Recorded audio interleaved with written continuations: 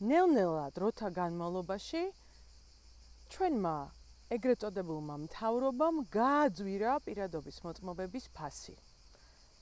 უნდა გვახსოვდეს, რომ საქართველოს მოსახლეობის უმეტესობას დაახლოებით 9 მილიონ ადამიანს ხელფასი აქვს 500 ლარი, ან შეიძლება ოდნავ მეტი. ამ დროს, როდესაც შენ აწესებ პირადობის მოწმობის გადასახადს 65 ლარს, ეს იმ შემთხვევაში თუ პირადობის მოწმობა გინდა რომ 10 დღეში აიღო.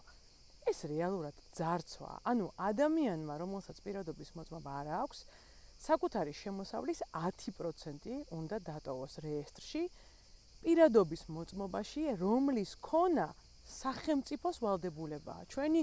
ჩვენი სურვილით არ ხდება ეს. სახელმწიფო აწესებს ამ ვალდებულებას და ამავე დროს ერთ დღეში რომ აიღო, ხო საერთოდ 200 ლარამდე ადის.